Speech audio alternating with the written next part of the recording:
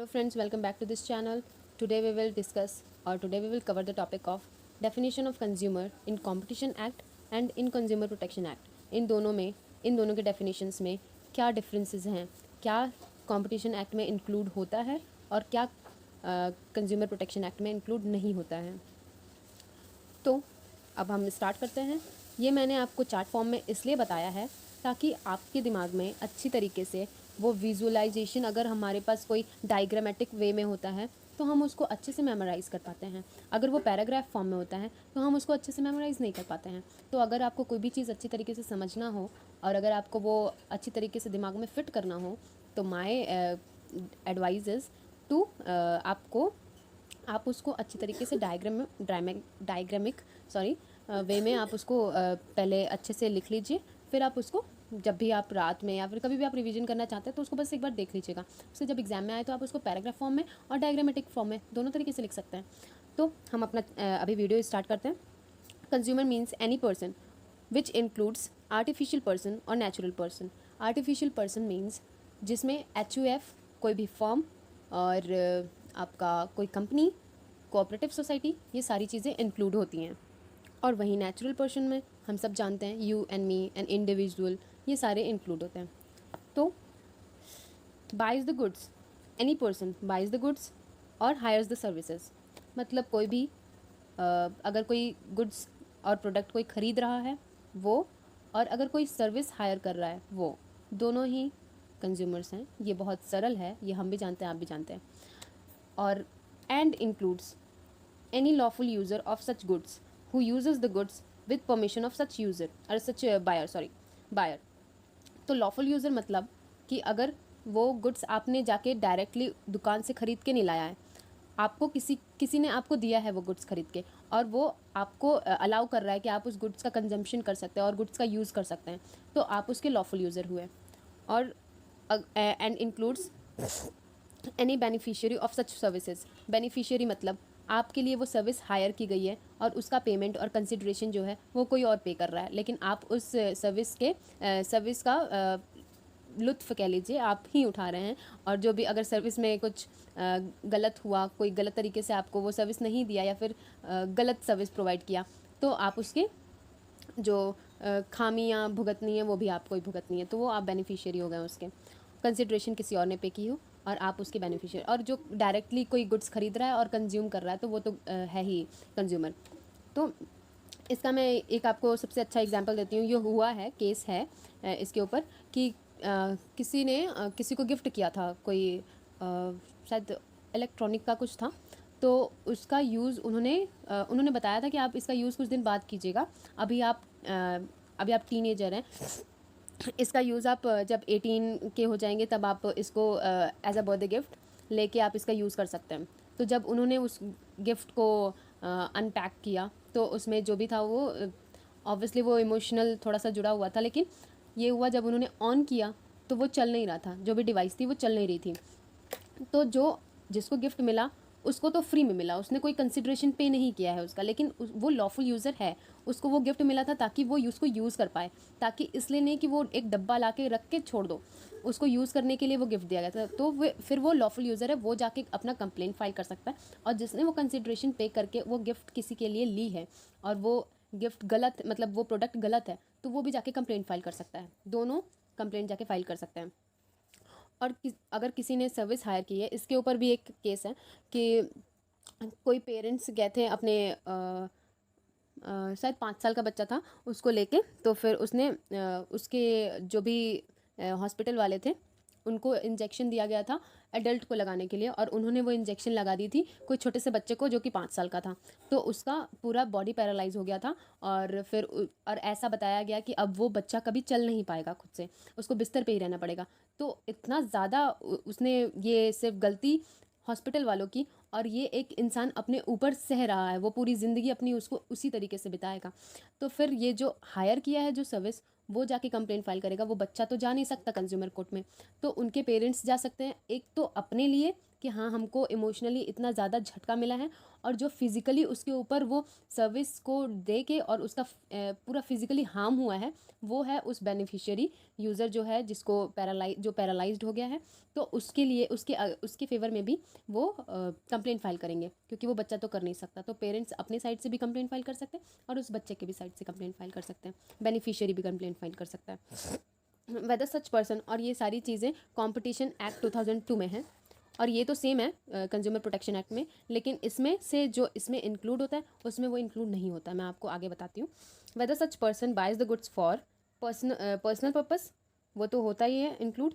Resale, वो खरीद रहा है फिर उसको वो बेच रहा है, जैसे कि मान लीजिए कोई फैक्ट्री से किसी ने गुड्स खरीदे और अब वो गुड्स आगे डिस्ट्रीब्यूट कर रहा है, तो वो रीसेल हो गया। और कमर्शियल पर्पस, मान लीजिए कोई होटल है, उसने बहुत सारी क्रॉकरीज खरीदी अपने होटल के लिए, तो इसमें ये सारी चीज़ें इंक्लूड होंगी। यहाँ पे whether such person hires the services for personal purpose और कमर्शियल पर्पस। ठीक, तो इसमें सर्विसेज में आ जाएगा जैसे कि ऑफिस के लिए किसी ने कहीं से फूड्स, कोई रेस्टोरेंट से कहीं से कुछ फूड मंगवाया है, वो पूरे ऑफिस अपने वर्कर्स के लिए, एम्प्लॉयज़ के लिए, तो फिर और उस फूड में कुछ गलत निकल आता है, कुछ ख़राब चीज़ें निकल आती हैं, वो ख़राब होता है, या फिर उसमें उसको खाने से कोई बीमार हो जाता है, तो ये भी इसमें इंक्लूड होगा। और फिर अब आ जाते हैं कंज्यूमर का definition in CPA, consumer protection act क्या होता है। आगे की तो चीज़ें सारी सेम है, इसमें बट डज़ नॉट इंक्लूड, यहाँ से आपको थोड़ा सा मतलब इसमें क्या इंक्लूड नहीं होता है, यही सिर्फ एक डिफरेंट है वो कंज्यूमर प्रोटेक्शन एक्ट और कंपटीशन एक्ट के बीच में, कंज्यूमर के डेफिनेशन में। तो यहाँ पे बट डज़ नॉट इंक्लूड, क्या इंक्लूड नहीं होता है। Any person who buys the goods for resale और कमर्शियल पर्पस, अगर कोई रीसेल पर्पस और कमर्शियल पर्पस से कोई गुड्स खरीदता है, प्रोडक्ट खरीदता है, और कोई सर्विस हायर करता है कमर्शियल पर्पस के लिए, तो वो इसमें इंक्लूड नहीं होगा। जैसे कि रीसेल, मान लीजिए, ये क्यों इंक्लूड नहीं होगा, सबसे पहले क्योंकि जो कंज्यूमर प्रोटेक्शन एक्ट है उसमें उसमें ये जो भी कंज्यूमर्स हैं जिनका छोटा छोटा सा कुछ वो कंप्लेन होता है, जो कि मान लीजिए 10,000 का हुआ, 5,000 का हुआ, तो वो छोटे कंज्यूमर्स हैं, उन लोग इतना अगर इसमें केसेस ज़्यादा आएंगे तो वो कोर्ट तारीख पे तारीख देगी और उनको हमेशा कोर्ट में प्रेजेंट होना पड़ेगा, और उसके बाद अगर फिर भी सॉल्व नहीं हुआ फिर तारीख पे तारीख आएगी, तो उनके लिए वो बेयर करना थोड़ा हार्ड हो जाएगा। और अगर कोई कमर्शियल पर्पस से वो कमर्शियल कुछ ऐसा फॉल्ट होता है और वो आते हैं कंप्लेंट लेके, तो उनके लिए ये easy to bear the cost है, और जो छोटे कंज्यूमर्स हैं उनके लिए इजी नहीं है। तो ये स्पीडी ट्रायल हो, इसलिए वो ये सारी चीज़ें, ये सारी जो केसेस होते हैं वो इसमें इंक्लूड नहीं करते हैं, ताकि जो छोटे छोटे कंज्यूमर्स के वो आ रहे हैं, कंप्लेंट्स आ रहे हैं, वो जल्दी सॉल्व हो जाए और वो उनको जल्दी रिलीफ मिले उस चीज़ से, इसलिए वो ये सारी जो केसेस आती हैं वो इसमें नहीं इंक्लूड करते हैं। वो अभी हम लोग जो पढ़ रहे थे कॉम्पिटिशन एक्ट, उसमें इंक्लूड होता है। तो और इसमें रीसेल, मैंने आपको अभी बताया, रीसेल मतलब कोई अगर गुड्स खरीद रहा है और उसको आगे मार्केट में सेल कर रहा है, वो भी गुड्स खरीद के सेल ही कर रहा है, वो कंज्यूम नहीं कर रहा है, तो वो रीसेल हो गया। और कमर्शियल पर्पस, मान लीजिए कोई जैसे कि किसी ने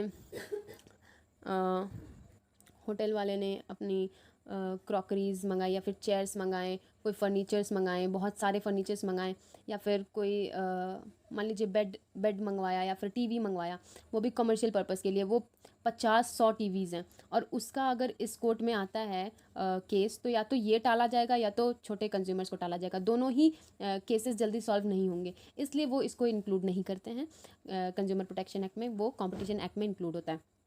and here is the exception of commercial purpose.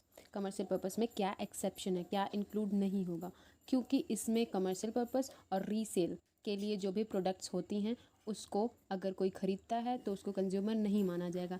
लेकिन अगर वही कमर्शियल पर्पस से कोई अपनी, मान लीजिए कमर्शियल पर्पस में क्या है, कोई गाड़ी ख़रीद रहा है, कोई मशीन्स ख़रीद रहा है, और उसको अपने शॉप पे 10-15 मशीन्स ख़रीद के लगा रखा है, तो वो कमर्शियल पर्पस में इंक्लूड होगा। लेकिन अगर कोई पर्सन एक मशीन ख़रीदा है और वो उसको खुद ही ऑपरेट करता है और उससे अपनी इनकम जनरेट कर रहा है, तो उसको कमर्शियल पर्पस में नहीं माना जाएगा। उसको माना जाएगा कि वो लाइवलीहुड, अपनी आजीविका, अपना जीवन चला रहा है उस एक मशीन से कमाए हुए पैसे से, तो उसको कमर्शियल पर्पस नहीं माना जाएगा। जबकि वो चीज़ें ऐसे ही ख़रीदा है कि वो उस चीज़ से कुछ प्रोड्यूस करके और कुछ चीज़ें बना के वो अपने कंज्यूमर्स को दे, वो कंजम्पशन तो नहीं कर रहा है, लेकिन वो उसको लेके उसको यूज़ करके अपनी आजीविका चला रहा है, अपनी लाइवलीहुड के लिए उसको यूज़ कर रहा है।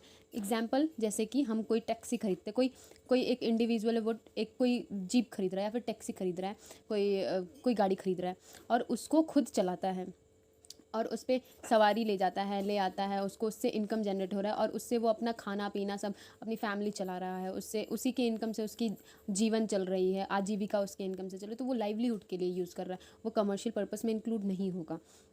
अगर वो वही गाड़ी उसने मतलब ख़रीदी है, उसको अपने आप से चला रहा है या फिर कोई एक ही गाड़ी खरीदी है और वो किसी और से भी चला रहा है, तो उसको भी लाइवलीहुड ही माना जाएगा। लेकिन वो अगर 3-4 गाड़ियाँ खरीद के रखा है या फिर 3-4 मशीन्स लगा के रखा अपने शॉप में और उससे उसकी जो भी पैसे जनरेट होते हैं वो उन लोगों को सैलरी देता है, तो वो कमर्शियल पर्पस में यूज आएगा, वो कमर्शियल पर्पस में इंक्लूड होगा। वो ये माना जाएगा कि वो दूसरे को, वो अपनी आजीविका नहीं चला रहा उससे, वो दूसरों को उससे सैलरी दे रहा है, दूसरे से उससे पैसा ले रहा है, तो वो कमर्शियल पर्पस में यूज़ आएगा।